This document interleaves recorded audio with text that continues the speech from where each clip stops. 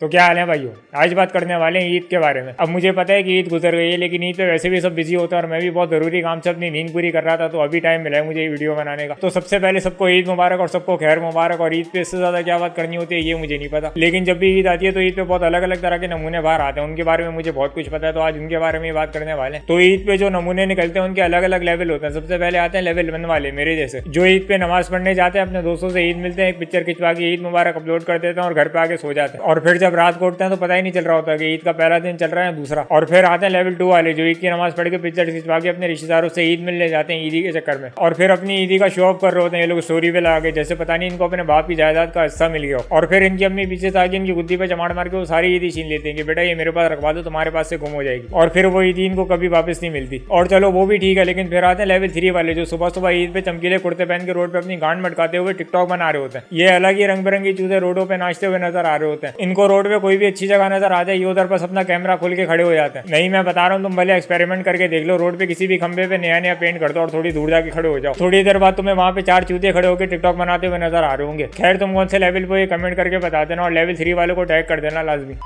और वैसे इस बार मुझे कुछ बच्चे नजर आए जो आज भी ईद पे वो छर्रे वाली गनों से खेलते हैं, और मैं सही बता रहा हूँ यही असली कराची के बच्चे हैं, वो टिकटॉक बनाने वाले यहाँ के नहीं है। और जिन बच्चों के माँ बाप बोलते हैं ना कि ये बुरी चीज है छर्रे वाली गन से खेलना है, ये सब मत करा करो, उनको जाके आजकल के बच्चों की टिकटॉक दिखाओ, फिर वो खुद तुम्हें 2 मुंह वाली लेजर लाइट वाली गन ला के देंगे और बोलेंगे कि जा बेटा इससे जाके पूरे इलाके के बल्ब फाड़ दे, खुद भी फट जाए, जो करना है कर, लेकिन बस इन चक्करों में मत पड़ियो। हाँ, उस छर्रे वाली गन से एक दूसरे को मारो, छर्रे खत्म हो जाए, खाली गन फेंक के मारो, वो भी ना हो रोड से पत्थर उठा के मारो। ज्यादा से ज्यादा क्या हो जाएगा, सर पड़ जाएगा, हॉस्पिटल में जाओगे, उसका इलाज हो जाएगा, लेकिन अगर गांड हिलाने वाले गांडू बन गए ना तो उसका इलाज नहीं होता कहीं पे।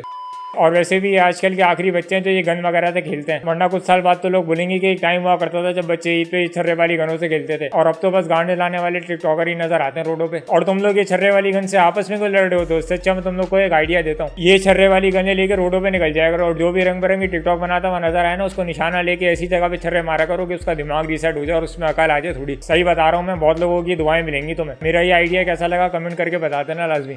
और उसके बाद आती हैं लड़कियां। अब लड़कियों का तो अलग ही लेवल होता है, उनका आपस में एक दूसरे के साथ फैशन कंपटीशन चल रहा होता है कि कौन कितना तैयार हुआ, और इनकी ये तैयारियां खत्म ही नहीं होती। मुझे आज तक इनकी ईद की स्नैप्स आ रही हैं। पहले फर्स्ट डे की आई, मैंने कहा चलो ठीक है, फिर सेकंड डे की आई, फिर थर्ड डे की आई, फिर चौथे दिन मैंने ऐसी मजाक में पूछ लिया कि क्या वो आज तैयार नहीं हुई। फिर उससे सामने से बोला कि अरे मैं तो भेजने वाली थी आज के, तुम्हारा मैसेज आ गया इतने में। हाँ, वो अभी तक तैयारी हो रही है, मैं इधर बैठ के वीडियो बना रहा हूँ, वो अभी भी शायद तैयारी हो रही होगी। और जैसे ही मैं वीडियो बना के उठूंगा उसकी स्नैप आई भी होगी कि ये लो ईद डे 62 की स्नैप्स। और वैसे इसलिए तो लड़कियों की होती है क्योंकि उनको इस ईद पे इतनी ईदी मिलती है ना कि तुम्हारा पूरा खानदान खरीद के तुम्हें ही बेच देगी, और उसके बाद भी तुम्हारी आने वाली नस्लें खरीदने के पैसे बच जाएंगे उसके पास। लेकिन इनको जितनी भी ईदी मिल जाएगी वो सीधी से कुछ नहीं होती। हाँ, एक लड़की मुझे बोल रही है कि यार मुझे तो इतनी कम ईदी मिली, इसमें तो सिर्फ मेरा नया आईफोन आएगा, मेरे मेकअप के पैसे तो बचे ही नहीं। और बेचारे लड़कों को सिर्फ इतनी ईदी मिलती है जिसमें वो सिर्फ स्ट्रिंग पी सकते हैं, लेकिन उससे भी वो खुश होते हैं और सारे जमा होकर ऐसे पार्टी करने जा रहे होते हैं जैसे पता नहीं इनकी लॉटरी लग गई हो। खैर, तुम्हें इस ईद पे कितनी ईदी मिली मुझे कमेंट करके बता देना। और फिर आते हैं मैच्योर लोग, जो गलती से कुछ ज्यादा ही मैच्योर हो गए। इनसे तुम कुछ भी पूछ लो तो यही बोलेंगे कि नहीं यार अब तो हम मैच्योर हो गए। इनसे पूछा कि भाई ईद की शॉपिंग हो गई तेरी, तो बोलेंगे कि नहीं यार अब क्या ईद की शॉपिंग करेंगे, हम तो मैच्योर हो गए। अच्छा, ईद पे नमाज पढ़ने क्यों नहीं आया और कोई पिक्चर वगैरह अपलोड क्यों नहीं करी, बस यार अब तो मैच्योर हो गए, हम तो घर पे सो रहते हैं आराम से। अच्छा, ईद पे कहीं घूमने जाने का प्लान है, चलेगा साथ, नहीं यार हम तो मैच्योर हो गए। तो भोसड़ी के तू जिंदा इंसानों में क्यों घूम रहा है, मैच्योर हो गया तो बस खत्म, मर जा कहीं जाके। बहन जो ये कौन सी मैच्योरिटी है जिसमें लोग रंडवे बन के घूम रहे हैं।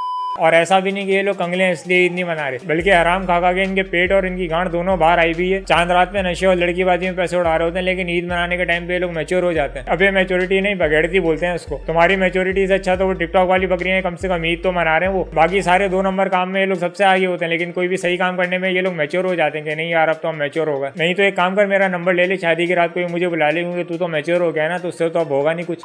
और फिर आते हैं निब्बा निब्बी। अब ऐसा कैसे हो सकता है कि ईद जैसे मौके पे मैं निब्बा निब्बियों की नाम मारूं। खैर, ये ईद पे निब्बा निब्बियों की हरकतें कुछ ज्यादा ही अजीब हो जाती हैं। सबसे पहले तो उनको कलर मैचिंग वाली ड्रेसिंग करनी होती है कि अगर इसकी निब्बी ने पिंक पहना है तो वो बोलेगी कि नहीं तू भी पिंक पहनेगा। नहीं, मुझे नहीं पता, भले तो जितना भी चूतिया लगे लेकिन तू पिंक ही पहनेगा। फिर उसकी निब्बी अपने हाथ पे मेहंदी से उसके नाम का फर्स्ट लेटर लिखवाती है। एक बंदी ने तो एल लिखवाया हुआ था, मैं परेशान हो गया कि बहन ये कौन सा बंदा है इसका जिसका नाम दोड़ू है। फिर मैंने वो अपने दोस्त को दिखाया कि ये देख तेरी बंदी ने तेरा नाम लिखवाया हुआ अपने हाथ पे, तूने बताया नहीं कि ये तेरी बंदी है। फिर वो बोल रहा है कि पागल है क्या, मेरी बंदी ने सी लिखवाया है। मैंने कहा पूछ रही कि सी क्यों लिखवाया, तेरा नाम तो हमजा है। तो बोल रहा नहीं वो मुझे प्यार से क्यूटी हमजा बोलती है इसलिए सी लिखवाया है। मैंने कहा वहाँ पहले कंफर्म कर ले, वो क्यूटी हमजा नहीं चूतिया हमजा बोलती होगी तुझे, तभी ये सी लिखवाया है। फिर मैंने उस एल वाली लड़की से जाके पूछा कि ये कौन सा बंदा है तेरा जिसका नाम एल से शुरू होता है। फिर उसने बताया कि नहीं, मेरे बंदे का नाम तो अशमतुल्लाह है, मैं उसको प्यार से लवली अशमतुल्लाह बोलती हूँ, इसलिए मैंने एल लिखवाया। फिर बाद में मुझे समझ में आया कि जिस लड़की के बहुत सारे बंदे होते हैं वो ये हरकतें करती हैं। एल या सी लिखवा के सबको भेज दोगी, क्यूटी और लवली के आगे अपने अपने नाम लगवा लो खुद ही, क्योंकि अब ज़ाहिर सी बात है उनको सबसे ईदी लेनी होती है ना। अब एक बंदे से काम थोड़ी चलेगा, महंगाई देख रहे हो कितनी बढ़ गई है। तो बस भाई अभी के लिए इतना ही। बाकी अगर वीडियो अच्छी लगी और इस टाइप की और वीडियोस देखने किसी और टॉपिक्स पे तो लाइक शेयर कमेंट सब्सक्राइब और घंटा दबा देना यूट्यूब पे। बाकी मिलते हैं फिर।